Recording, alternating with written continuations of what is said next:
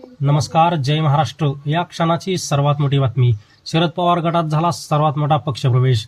शरद पवार गटाचा अजित पवार गटाला पुन्हा मोठा धक्का. काय आहे सविस्तर बातमी आपण पाहू. त्या अगोदर तुम्ही चॅनलवरती नवीन असाल तर अशाच बातम्यांसाठी आताच आपल्या चॅनलला सबस्क्राईब करा. आताच पार पडलेल्या लोकसभेचा निकाल पाहता मोठमोठे नेते उद्धव ठाकरे आणि शरद पवार गटात पक्षप्रवेश करत आहेत. आणि याच पार्श्वभूमीवर शरद पवारांनी पुन्हा एकदा अजित पवार गटाला मोठा धक्का दिला आहे.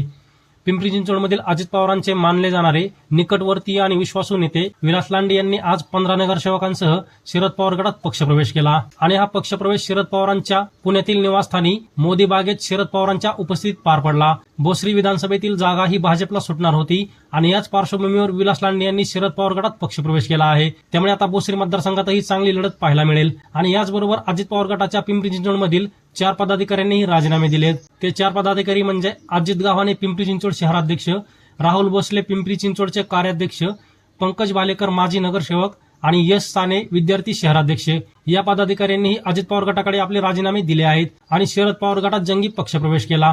तर तुम्हाला काय वाटतं, या झालेल्या मोठ्या पक्षप्रवेशामुळे पिंपरी चिंचवडमध्ये शरद पवार गटाची ताकद वाढेल का आणि विलास लांडे हे भोसरी विधानसभेतून निवडून येतील की नाही, ते तुमचं मत कमेंट बॉक्समध्ये मांडा. आणि अशाच राजकीय बातम्यांसाठी आताच आपल्या रैया महाराष्ट्र या युट्यूब चॅनलला सबस्क्राईब करा.